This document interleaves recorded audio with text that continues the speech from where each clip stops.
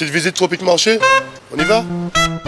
Alors on a le rayon jus, avec les sirops, tout ce qui suit. On a des ignames blanc, igname France, igname jaune, avocat, patates douces, des cives, persil, bananes, christophine, riz, haricots, la pâtisserie, le poisson, le lambi, attention, et les boudins, les acras. On va prendre un peu des épices, boudin, sauce chien, graines à roussil, colombo, pâte à colombo, sauce colombo et tous nos fameux piments aussi, des vrais piments.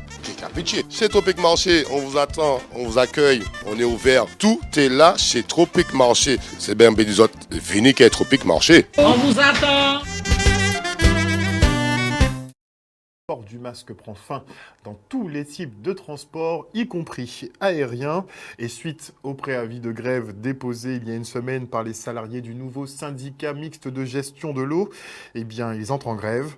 9 mois après sa création, la structure n'a toujours pas reçu les 400 millions d'euros promis par l'État pour son fonctionnement. Un désengagement qui laisse planer de grandes incertitudes sur le devenir de la structure et celui de 200 agents dont les transferts ne sont pas finalisés. De quoi faire les syndicats montés au créneau et en intersyndical. On les écoute. Nous avertis de pourquoi nous là, nous avertis depuis le 1er septembre, nous avertis les différentes organisations syndicales voyaient des préavis, faire le nécessaire pour faire savoir à toutes les autorités et plus singulièrement les comités d'agglomération, puisque les démarches administratives pas été faites en bonne et due forme. Nous voyons ça depuis le 1er septembre, mais comme nous estimons que, en tant que Guadeloupéens, c'est Guadeloupéens même qui a dans ça, donc nous avons laissé un petit marge de temps quand même pour voir si les choses étaient ajustées, si les collègues nous ont trouvé issus raisonnables à administratif à ces collègues-là, mais nous avons constaté que puis ça caille, puis c'est enfoncé, nous. Donc nous décidons de mettre en bois les modes dans la là, puisque après ça, laissez biter dans sa partie, ou peut rattraper ces biter dans ça, et ces conditions assez mouna même qui est en partie. Vous savez que c'est suite exactement à 9 mois. À 9 mois depuis création, que tout le monde sait que nous créons un syndicat unique. Et ils ont toujours pensé que c'est un syndicat qui était écrit pour de l'eau. Et nous avons constaté que peut-être qu'il fallait que nous les moyens de laisser nous là, nous là, et mettre les moyens, parce que c'est les moyens qui ont manqué. Mais nous avons constaté que ce n'est pas du tout ça fait, parce que depuis le 1er septembre, il faut savoir que nous n'avons pas de document. Ils ont transféré nous de la communauté d'Aglo, Grand Sud Caraïbes pour nous devenir à SMG là. Et jusqu'à là, nous devons pendant qu'on parle de là, que nous dans l'inégalité totale. Aujourd'hui là, nous ne pouvons pas commencer à parler d'implication pour la population. Simplement, ça nous fait effectivement, nous créons une intersyndicale pour nous effectivement venir façader au niveau à la direction et la préfecture Guadeloupe. Parce qu'il faut savoir que depuis le 1er septembre, on a à peu près 200 agents de la fonction publique territoriale qui ont transféré en ce mec-là. Et à la date d'aujourd'hui, il y a l'eau agent, pas ni bon papier, mais il y a qui ont transféré au niveau de ce mec-là. Pas d'avoir, effectivement, nous avons précisé que suite effectivement à l'intervention, nous avons déposé préavis de grève là. Le préfet l'a convoqué, président ASMEG et les élus effectivement de toutes les EPCI Guadeloupe pour voir si on a une solution pour régulariser effectivement la situation des fonctionnaires publics. Un reportage signé Michel Depape.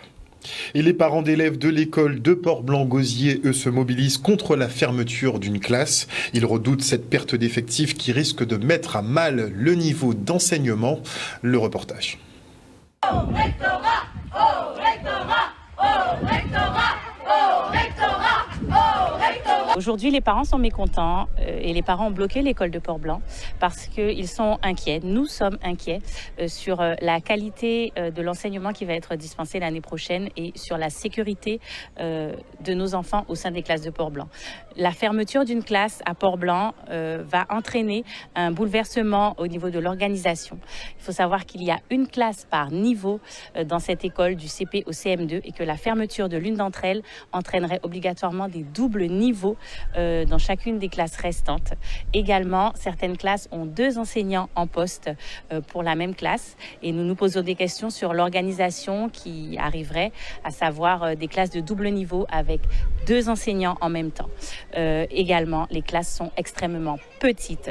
Certaines classes font 20 mètres carrés et nous nous inquiétons du confort d'enseignement d'enfants si un effectif de 28 serait, pardonnez-moi l'expression, entassé dans une classe de 20 mètres carrés. L'inspection reste intangible quant aux arguments qu'on lui oppose et nous ne trouvons pas de terrain d'entente quant à la demande de réouverture. Et je vous laisse observer les réponses qui nous sont données actuellement.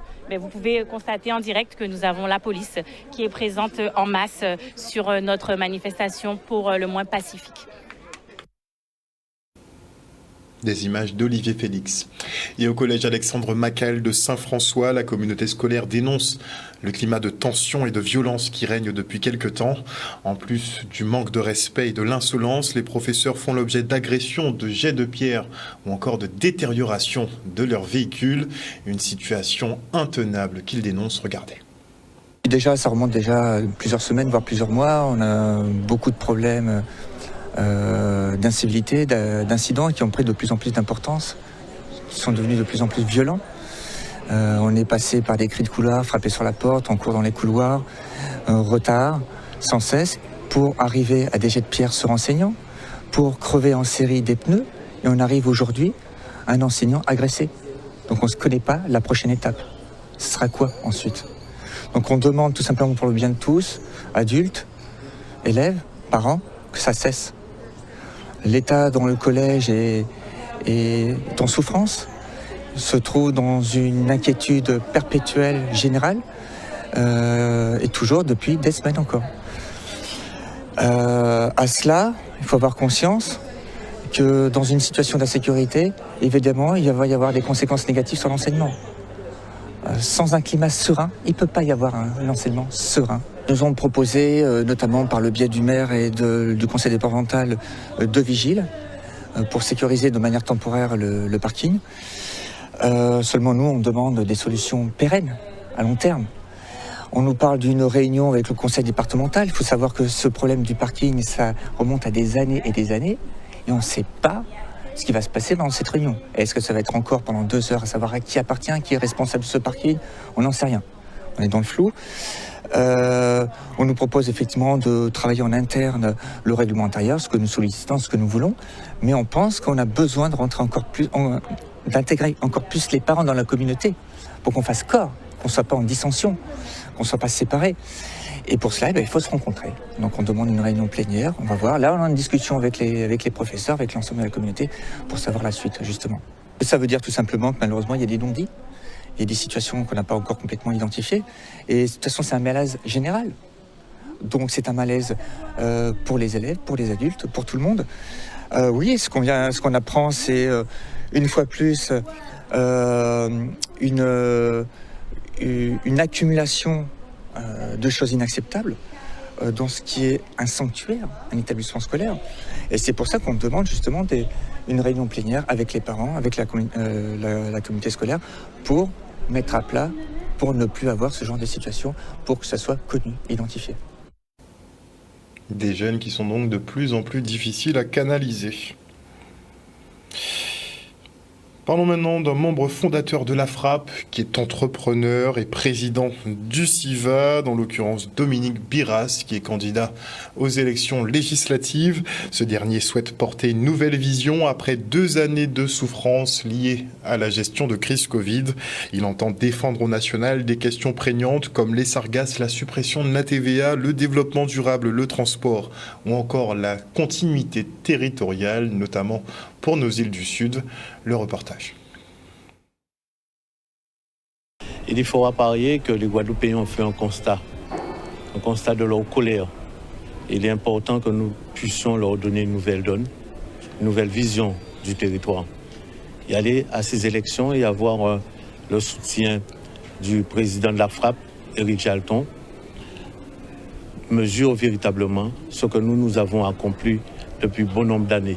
Aujourd'hui, plus que demain, nous voulons répondre à la souffrance du Guadeloupéen, porter la voix du Guadeloupéen à l'hémicycle national sur des problèmes tels que les sargasses, tels que la TVA, la suppression de la TVA, tels que le développement durable, tels que la transition écologique.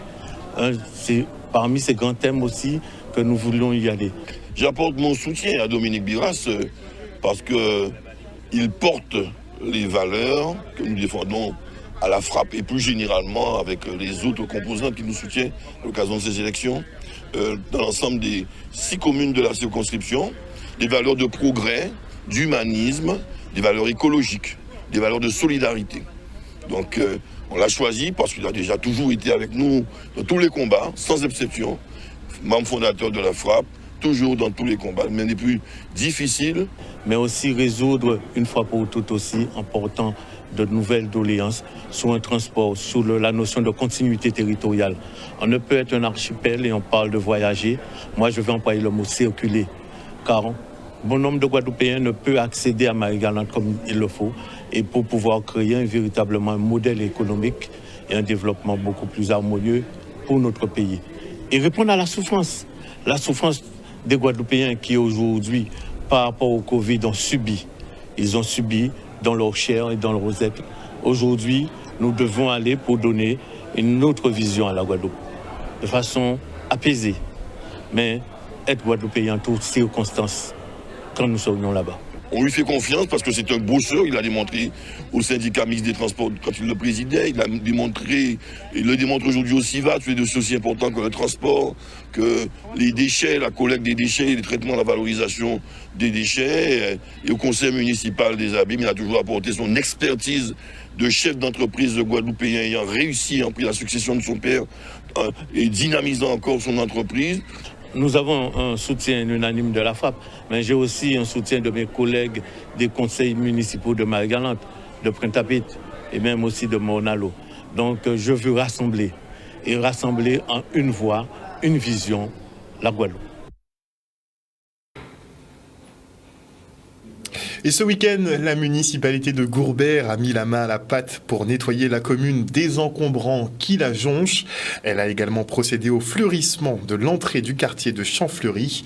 Et une petite mention spéciale pour la participation de notre Miss Guadeloupe. Le reste en images.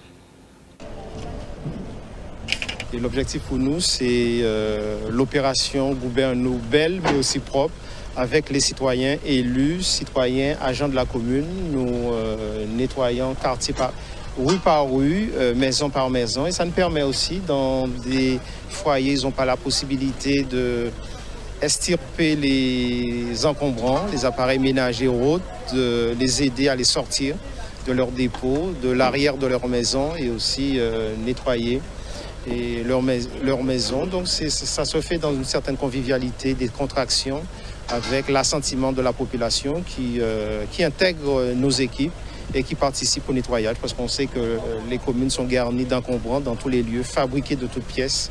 Et l'objectif pour nous, au-delà même d'enlèvement, le nettoyage des quartiers, c'est aussi le fleurissement. Donc on a opéré à l'entrée de Champfleury sur un terrain privé que nous a bénévolement accordé une voisine d'en face, c'est pour planter, fleurir l'entrée de Champfleury. C'est une cause importante à défendre, déjà en tant que Guadeloupéenne, parce que la Guadeloupe est belle, il faut aussi la rendre propre, c'est important. Et en tant que Miss Guadeloupe, en tant qu'ambassadrice, il faut tenir des causes qui nous tiennent à cœur. Et là, en l'occurrence, ça me tient à cœur. J'ai été élevée dans une famille où le tri sélectif était très important. Mon père est notamment là aujourd'hui avec moi et c'est lui qui m'a poussée à être là aujourd'hui. Donc je suis très fière d'être ici aujourd'hui. Nous sommes dans le quartier de Palmiste. Là, et nous avons commencé à faire l'embellissement avec des plantes ornementales à l'entrée du quartier. Et là, nous faisons le nettoyage et nous faisons du tri de déchets, plastique, canettes, etc. De continuer à y participer, parce que ce n'est pas une affaire de la commune. Donc c'est la population qui est premièrement concernée, c'est leur quartier, leur lieu de vie, mais aussi de développer en même temps le civisme. Hein. Donc c'est notre pays, notre commune, notre quartier.